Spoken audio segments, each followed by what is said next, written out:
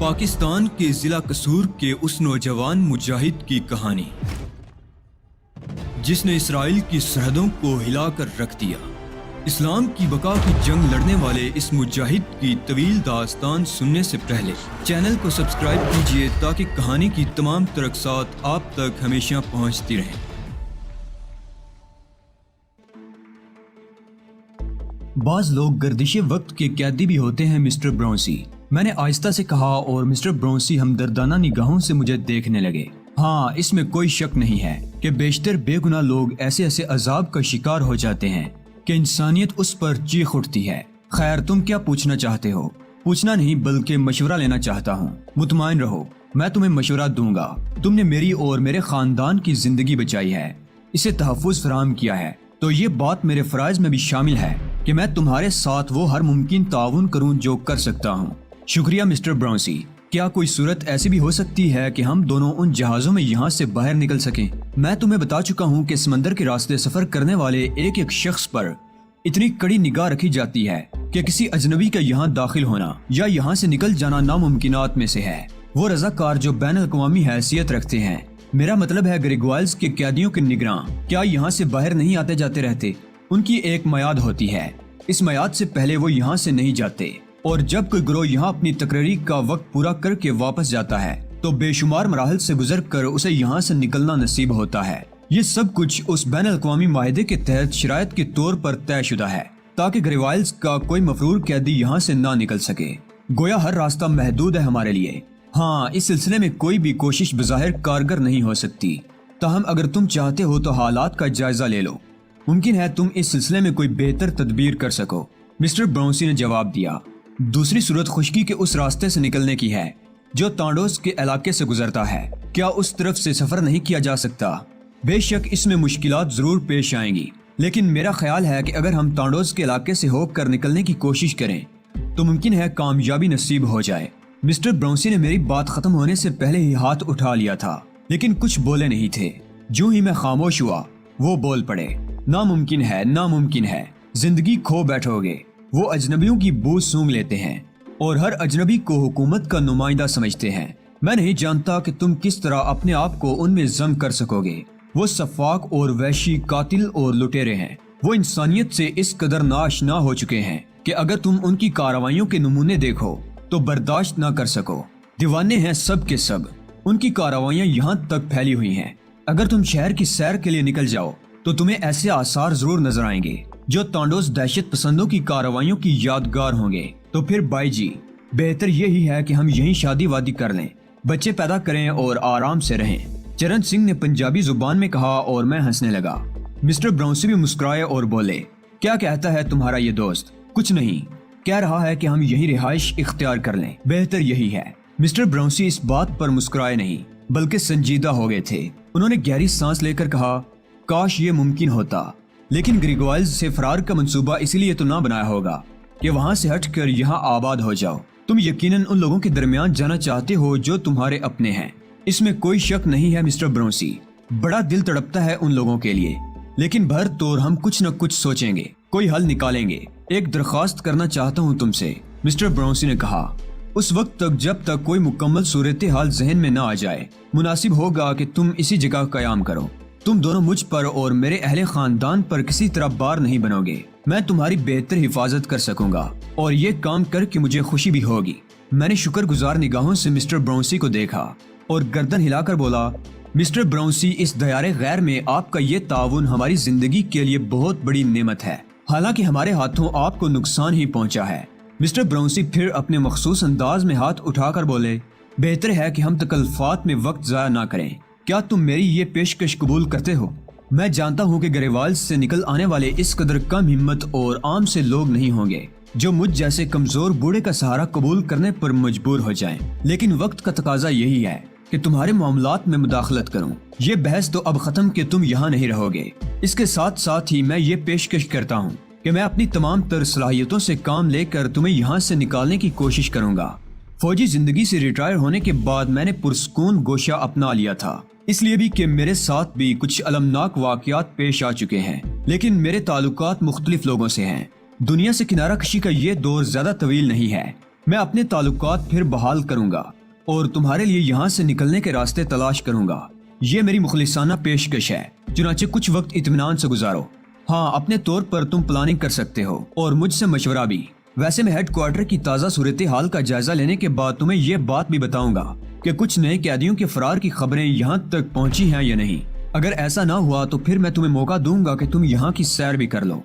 ہم نے مسٹر براؤنسی کی یہ پیشکش قبول کر لی تھی، چنانچہ یہاں ہماری حیثیت مہمانوں کی سی ہو گئی، لیکن ایسے مہمانوں کی سی جو عام لوگوں کی نگاہوں میں نہیں آ سکتے تھے۔ مسٹر براؤنسی نے اپنے اہل خاندان کو خصوصی طور پر یہ ہدایت کر دی تھی کہ ہمارے بارے میں کوئی خبر باہر نہ جانے پائے۔ بچوں کو انہوں نے خاص طور سے ہدایت کی تھی، انہی سے خطرہ تھا، ورنہ باقی لوگ تو سنجیدہ تھے۔ دوسری رات ہی مسٹر براؤنسی سے نینسی کے بارے میں بھی بات ہوئی اور مسٹر براؤنسی نے غمناک لہجے میں بتایا، ایشر نینسی کا شوہر تھا اور ان بچوں کا باپ بہت ہی خوبصورت جوان تھا۔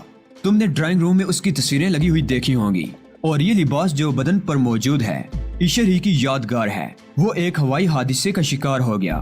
نینسی اس سے بے پناہ محبت کرتی تھی۔ اس کے بعد نینسی غموں کے انبار تلے دب گئی۔ اس کا ذہنی توازن بھی کسی قدر خراب ہو گیا ہے، کبھی اس پر دورہ بھی پڑ جاتا ہے۔ ویسے عام طور سے وہ خاموش رہتی ہے۔ میرا خیال ہے ایشر کی موت سے آج تک کسی نے اس کے ہونٹوں پر مسکراہٹ نہیں دیکھی۔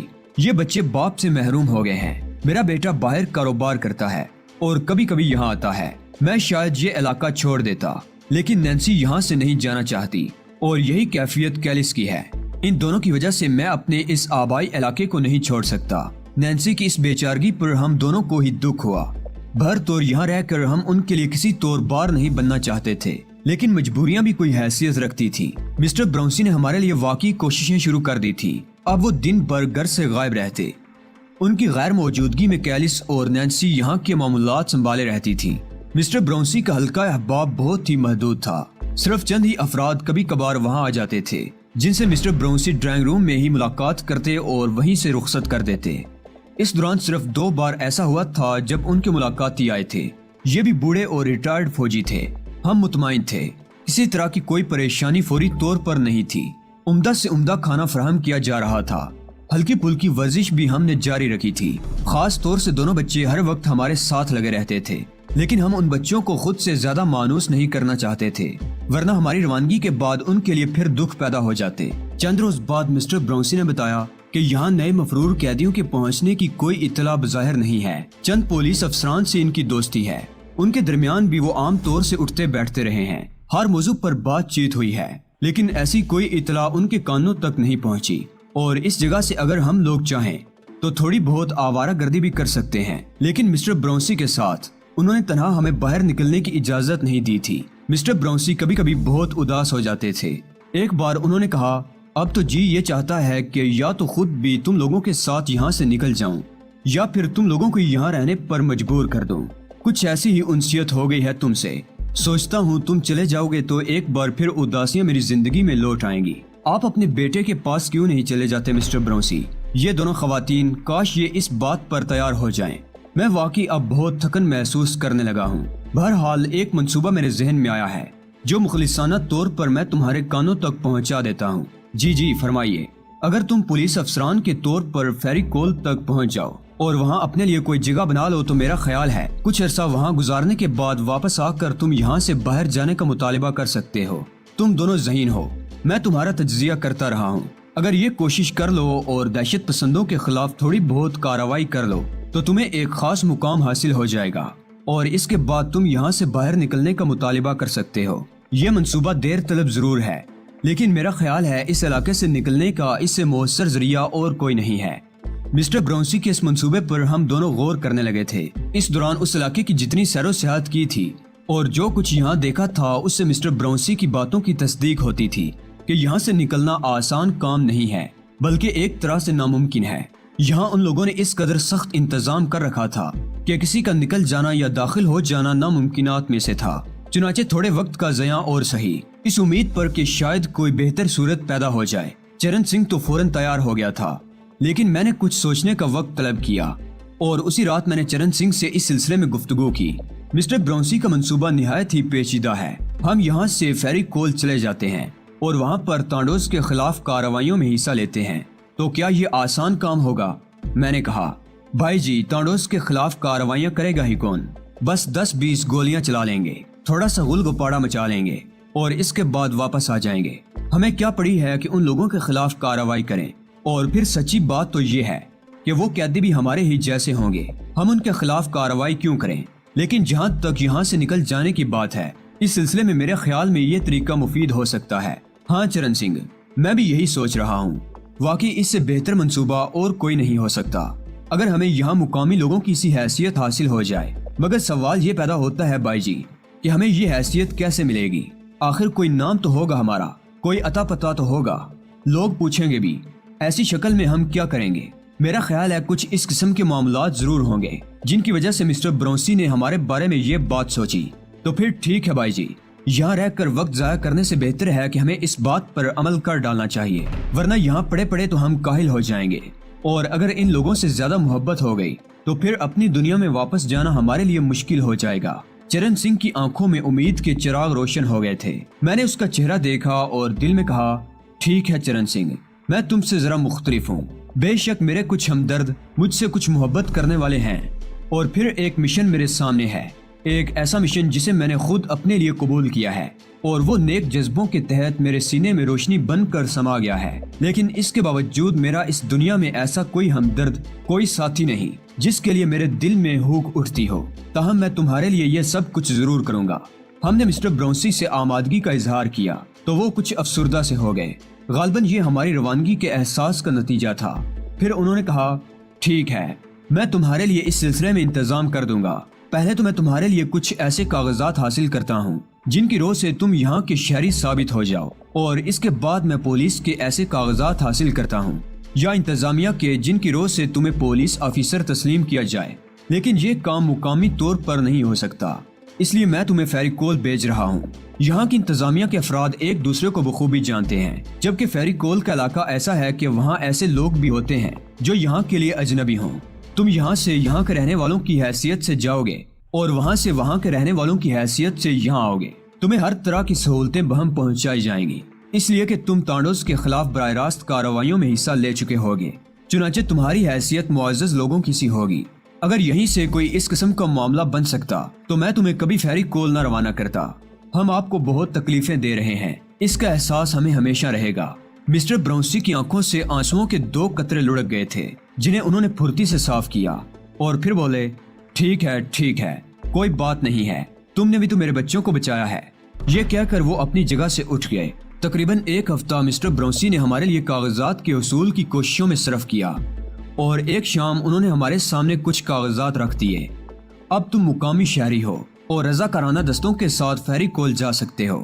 ان کاغذات کی روح سے مسٹر چرن سنگھ تمہارا نام بڑی مارگنو ہے اور تم ہارلس کوئن ہو، تم دونوں پولیس افسر ہو۔ یہاں سے خاموشی کے ساتھ تمہیں اس ریلوے اسٹیشن تک پہنچنا ہے جہاں سے ایک ٹرین تانڈوس کے خلاف حصہ لینے والے رضاکار دستوں کو لے کر فیری کول جاتی ہے۔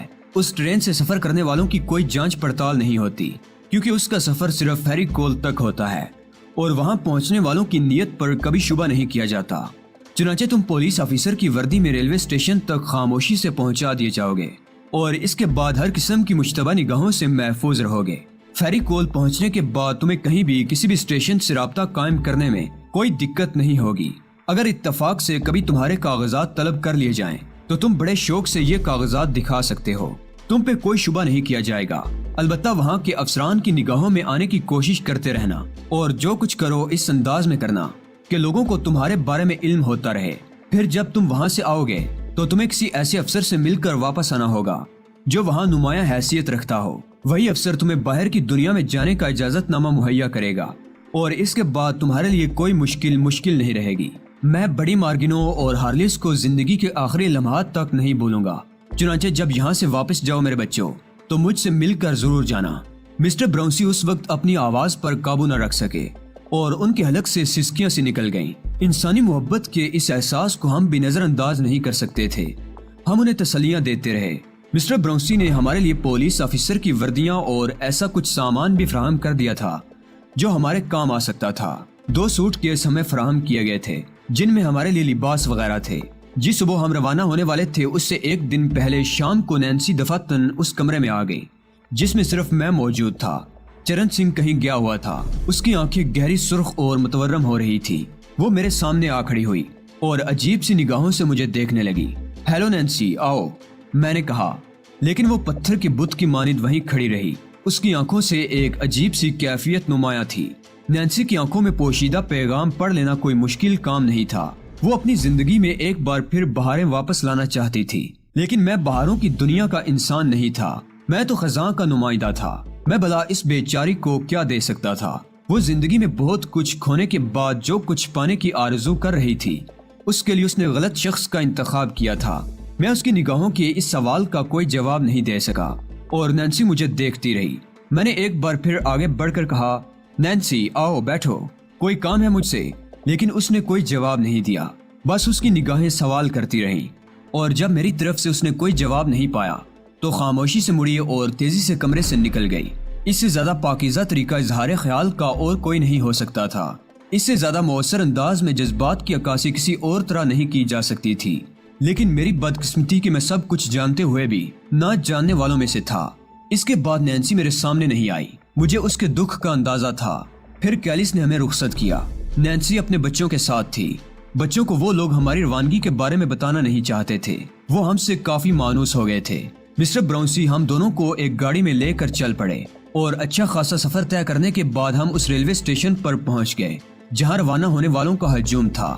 مخصوص قسم کی انتظامیہ کی وردی میں ملبوس جوان ادھر سے ادھر جا رہے تھے۔ یہاں سے تقریباً روزانہ ہی پرانے طرز کی ٹرین فیری کول تک جاتی تھی اور وہاں سے واپس آ جاتی تھی۔ ٹرین روانہ ہونے میں تقریباً 4 گھنٹے باقی تھے۔ یہ 4 گھنٹے مسٹر براؤنسی نے ہمارے ساتھ ہی گزارے اور پھر جب اسٹیشن پر ٹرین کی روانگی کا اعلان ہوا تو دوسرے لوگوں کے ساتھ ہم بھی ایک کمپارٹمنٹ میں آ کر بیٹھ گئے۔ مسٹر براؤنسی ٹرین کی روانگی تک ہمارے ساتھ موجود رہے تھے اور اس کے بعد وہ غمناک نگاہوں سے ہمیں دیکھتے ہوئے رخصت ہو گئے۔ ٹرین آہستہ آہستہ آگے بڑھ گئی تھی۔ چرن سنگھ کی ذہنی کیفیت کا تو مجھے کوئی اندازہ نہیں تھا، لیکن مجھے زندگی کے ان انوکھے ہنگاموں پر ہنسی آ رہی تھی۔ کمپارٹمنٹ میں ہماری طرح کے بے شمار افراد موجود تھے۔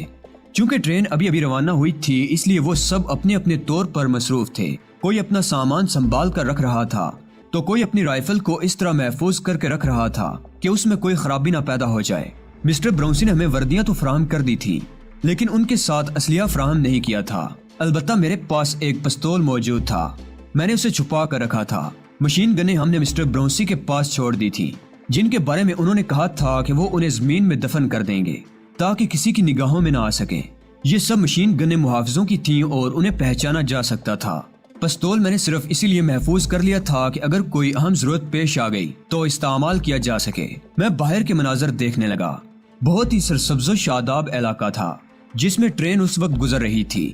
یہ علاقہ نواحی تھا اور تقریباً 50 یا 60 منٹ تک ٹرین ایسے راستے سے گزرتی رہی جس کے ارد گرد باغات اور کھیتوں کا سلسلہ تا حد نگاہ پھیلا ہوا تھا۔ اس کے بعد آہستہ آہستہ بنجر زمین کی ابتدا ہو گئی اور جوں جوں ٹرین آگے بڑھتی گئی موسم خشک اور شدید ہوتا چلا گیا۔ اب ہمارے چاروں طرف بے آب و گیا پہاڑیاں پھیلی ہوئی تھیں۔ ٹرین کبھی کسی درے سے اور کبھی بلندی سے گزرتی۔ بلندی پر چڑھتے ہوئے اس کی رفتار سست ہو جاتی اور جب وہ ڈلوان میں اترتی تو طوفانی رفتار کا مظاہرہ کرنے لگتی۔ تھوڑی دیر بعد میں نے کمپارٹمنٹ میں بیٹھے ہوئے لوگوں پر نگاہ ڈالی۔ میں ایسے لوگوں کا انتخاب کر رہا تھا جن سے کوئی شناسائی پیدا کی جا سکے۔ البتہ چرن سنگھ نے آنکھیں بند کر لی تھی اور افیونیوں کی طرح اونگ رہا تھا۔ میرے سامنے کی سیٹ پر ایک تنو مند نوجوان بیٹھا ہوا تھا جس کی پیشانی سے اندازہ ہوتا تھا کہ وہ خوش مزاج طبیعت کا مالک ہے۔ میری اس سے نگاہیں ملی تو وہ مسکرا دیا۔ میں نے بھی فوراً جوابی مسکراہٹ سے اس کا استقبال کیا۔ تانڈوز کے خلاف جدوجہد میں حصہ لینے جا رہے ہیں آپ؟ اس نے میری مسکراہٹ کے جواب میں کہا۔ ہاں، یہ مسئلہ قومی حیثیت رکھتا ہے، تانڈوز کو ختم ہونا ہی چاہیے، میں نے پرعزم لہجے میں کہا۔ اس میں کوئی شک نہیں ہے کہ ان کی درندگی انتہا کو پہنچ چکی ہے، لیکن میں پرزور الفاظ میں یہ بات کہتا ہوں کہ یہ ہماری حکومت کی نااہلی ہے۔ اتنے بڑے خطرے کی کیوں پرورش کی گئی؟ اگر ان لوگوں کی فطرت سے واقف تھے تو پھر انہیں گریوائلز کے جزائر میں ہی رہنے دیا جاتا یا انہیں کم از کم ایسی جگہ آباد کیا جاتا جہاں یہ اس طرح منظم نہ ہو پاتے، پھر خواہ انہیں تمام سہولتیں مہیا کر دی جاتی۔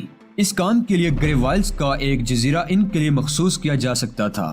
انہیں آخر ایسے مقام پر کیوں لا کر رکھا گیا جہاں وہ خود مختاری کی طرف قدم اٹھانے کے قابل ہو گئے؟ غلطی بہت پرانی ہے، لیکن نئے لوگوں کو ملک و قوم کے دوسرے مسائل کے ساتھ اس مسئلے پر بھی توجہ دینی چاہیے تھی۔ جو کچھ ہونا تھا وہ ہو چکا ہے، اب تانڈوز کی سرگرمیوں کو روکنے کا مسئلہ ہے۔ کیا ان کی تعداد کا کوئی اندازہ نہیں ہو سکا؟ بہت بڑی تعداد نہیں ہے ان کی، لیکن ہر طرح کے مجرم ان میں شامل رہے ہیں۔ مجرموں کی اولاد بھی مجرمانہ ذہنیت رکھتی ہے اور انہوں نے اس طرح ان کی تربیت کی ہے کہ وہ ان سے زیادہ خطرناک مجرم بن گئے ہیں، لیکن انہیں اسلحہ کہاں سے حاصل ہوتا ہے خدا جانے۔ ویسے ہمارا تو یہ خیال ہے کہ یہ اسلحہ بھی وہ خود ہی تیار کرتے ہیں۔ میں خاموش ہو گیا۔ اس کے بعد تعارفی سلسلہ شروع ہوا۔ اس شخص کا نام گریتھر آئرن تھا۔ میں نے اسے اپنا اور اپنے ساتھی کا نام بتایا اور اس طرح ہم نے گریتھر آئرن کو اپنا دوست بنا لیا۔ یہ شخص اس سے پہلے بھی فیری کول میں اپنی خدمات انجام دے چکا تھا اور ایک بڑے پولیس آفیسر کی حیثیت رکھتا تھا۔ جب میں نے اسے اپنے اور اپنے دوست کے بارے میں بتایا کہ میں رضاکارانہ طور پر بھرتی ہو کر تانڈوز کے خلاف جنگ کرنے جا رہا ہوں، تو اس نے میرے جذبے کو بے حد سراہا۔ اس نے ہمارے بارے میں ذاتی نوعیت کا کوئی سوال نہیں کیا تھا اور اس بات سے مجھے بڑی خوشی ہوئی تھی۔ گریتھر آئرن جیسے شخص کا مل جانا میرے خیال میں ایک نیک فال تھا، کیونکہ وہ خاصی اچھی پوزیشن کا مالک تھا، نوجوان آدمی تھا اور تانڈوز کے خلاف دل میں بے پناہ نفرت رکھتا تھا۔ اس نے کہا، ایک پورا اسٹیشن میرے تحت ہے اور میں وہاں تانڈوز کی خطرناک کارروائیوں پر نگاہ رکھتا ہوں۔ ان لوگوں نے فیری کول میں بھی اپنے ٹھکانے بنا لیے ہیں اور اس قسم کی وحشیانہ کارروائیاں کرتے ہیں کہ انسانیت کانپ اٹھتی ہے۔ اکثر وہ فیری کول میں داخل ہو کر قتل عام کرتے ہیں۔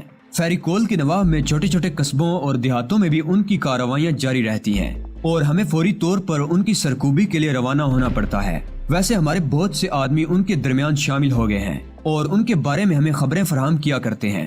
پھر اس نے پوچھا، آپ لوگ کہاں قیام کریں گے؟ جو جذبات لے کر ہم فیری کول جا رہے ہیں، ان کی موجودگی میں قیام و طعام کی پریشانی کی ضرورت نہیں ہے۔ اگر ہمیں کسی پہاڑی ٹیلے پر بھی گنجائش مل سکی تو ہم وہاں بھی رہیں گے اور اپنی خدمات انجام دیں گے۔ میں نے کہا، واقعی ان لوگوں کے خلاف اسی جذبے کی ضرورت ہے، لیکن خوش قسمتی ہے میری اور آپ کی بھی مسٹر ہارلس کی ہماری ملاقات ہو گئی۔ اب بلا اس بات کی کیا گنجائش ہے کہ آپ کو وہاں کوئی تکلیف ہو؟ آخر آپ کا دوست آئرن کس کام آئے گا؟ میں نے دل ہی دل میں مسرت کی لہریں دوڑتی ہوئی محسوس کی۔ یہاں بھی میری غیبی امداد ہوئی تھی اور میں دل ہی دل میں اپنے رب کا شکر ادا کر رہا تھا۔ اس میں کوئی شک نہیں کہ آئرن کا مل جانا ہمارے لیے نیک فال تھا۔ تمام سفر کے دوران ہم گریتھر آئرن سے گفتگو کرتے رہے۔ چرن سنگھ کو صورتحال تو معلوم نہیں تھی، لیکن مجھے اس کی طرف متوجہ دیکھ کر اور میرے تعارف کرانے پر وہ بھی گریتھر آئرن سے بڑی مخصوص گفتگو کرنے لگا تھا، جس کے نتیجے میں فیری کول میں داخل ہونے کے بعد ہمیں ایک چھوٹی سی پناہ گاہ مل گئی جو بیرک کی شکل ہی کی تھی۔ ان بیرکوں میں تمام رضاکار رہا کرتے تھے۔ بیرک کا ایک کمرہ ہم لوگوں کو الاٹ کر دیا گیا۔ یہاں رضاکاروں کو خاصی مراعات فراہم کر دی گئی تھی، جن میں مفت کھانے پینے کا سامان، مفت رہائش اور اسلحہ کی سپلائی بھی شامل تھی۔ ایک بڑا مسئلہ حل ہو گیا تھا جس کا ہم اس انداز میں تصور بھی نہیں کر سکتے تھے۔ اس کے بعد ہم نے فیری کول اور اس کے نواح کا جائزہ لینا شروع کر دیا۔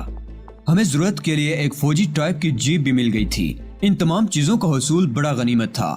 گریتھر آئرن نے اپنے اسٹیشن کا چارج لے لیا تھا اور اب اکثر اس سے ملاقات ہوتی رہتی تھی۔ اس بیرک میں ہمارے علاوہ بے شمار افراد موجود تھے جن سے آہستہ آہستہ ہم نے شناسائی پیدا کر لی۔ مقصد یہی تھا کہ ہماری ذات کسی کی نگاہوں میں مشکوک نہ ہو سکے۔ اب ہم اپنی جیپ میں بیٹھ کر نواحی علاقوں کی سیر کو نکل جاتے۔ وہ علاقے ہم نے بخوبی دیکھ لیے تھے جہاں تانڈوز اپنی کارروائیاں کرتے تھے۔ تانڈوز کا طریقہ کار آہستہ آہستہ ہمارے علم میں آتا جا رہا تھا اور یہ اندازہ ہونے لگا تھا کہ وہ مظلوم نہیں ہیں، بلکہ اپنی مجرمانہ خود مختاری کے حصول کے لیے انہوں نے انسانیت سوز مظالم شروع کر رکھے ہیں۔ ایک دن ہم اپنی بیرک میں اپنے کمرے میں آرام کر رہے تھے کہ اٹینڈنٹ نے مجھے گریتھر آئرن کے ٹیلی فون کی اطلاع دی۔ ایک مشترکہ ٹیلی فون ہر بیرک میں موجود ہوتا تھا اور وہاں ایک اٹینڈنٹ بیٹھا رہتا تھا۔ گریتھر آئرن نے ہارلس کو طلب کیا تھا۔ میں نے ٹیلی فون ریسیو کیا تو آئرن کی آواز سنائی دی، ہیلو ہارلس، نواحی قصبے میں ایک بھیانک قتل ہوا ہے، کیا تم اس سلسلے میں کچھ دلچسپی لوگے؟ کیوں نہیں مسٹر آئرن، کیا میں آپ کے پاس پہنچ جاؤں؟ کون قتل ہوا ہے؟ یہاں سے تھوڑے فاصلے پر ایک چھوٹی سی بستی بائرن ہے جس میں ہمارا ایک آدمی آئی مین رہتا ہے۔ کسی نے آئی مین، اس کی بیوی اور بیٹی کو بے دردی سے موت کے گھاٹ اتار دیا ہے۔ مجھے یقین ہے کہ بستی والے قاتل کو جانتے ہیں، لیکن ان کی زبانیں خوف سے گنگ ہیں۔ تم اس سلسلے میں دلچسپی لینا چاہو تو میرے پاس پہنچ جاؤ، میں مارگینوں کے ساتھ آ رہا ہوں۔ میں نے جواب دیا، اوکے، میں انتظار کر رہا ہوں۔ گریتھر آئرن کی آواز سنائی دی اور اس نے فون بند کر دیا۔ میں واپس آ کر چرن سنگھ کو اس سلسلے میں تفصیل بتانے لگا۔ چرن سنگھ کے ہونٹوں پر مسکراہٹ پھیل گئی تھی۔ بھائی جی، ہم تو واقعی ایک مصروف ترین آدمی بن گئے ہیں۔ معاملات واقعی دلچسپ ہیں چرن سنگھ۔ اور ان میں فرار کے لیے راہیں ہموار کرنے کے علاوہ انسانی ہمدردی کے تحت بھی دلچسپی لی جا سکتی ہے۔ میں نے جواب دیا۔ ہم دونوں جلدی جلدی اپنی وردیاں پہننے لگے۔ چرن سنگھ یہ وردی پہننے کے بعد ہمیشہ مسکرانے لگتا تھا اور کہتا تھا، بھائی جی زندگی میں کبھی کسی ایسے کام میں حصہ نہیں لیا تھا اور اب یہاں زبردستی پولیس والا بننا پڑ گیا ہے۔ تھوڑی دیر کے بعد ہم اس پولیس اسٹیشن پر پہنچ گئے جہاں کا انچارج گریتھر آئرن تھا۔ یہ عارضی پولیس اسٹیشن سیمنٹ کے ستونوں اور لکڑی کے تختوں سے بنا ہوا تھا۔ چھوٹا سا کمرہ تھا اور اس کے آگے اتنا ہی بڑا برآمدہ۔ سامنے خشک گھاس پھیلی ہوئی تھی اور اطراف کے تمام درخت کاٹ دیے گئے تھے، اور اس ویرانے میں یہ چھوٹا سا پولیس اسٹیشن نہایت پراسرار نظر آتا تھا۔ ہم دونوں برآمدے سے ہوتے ہوئے اس کمرے میں پہنچ گئے جو انچارج کا کمرہ تھا۔ باہر کچھ اور لوگ بھی موجود تھے جنہوں نے ہمیں ایڑیاں بجا کر سلام کیا تھا۔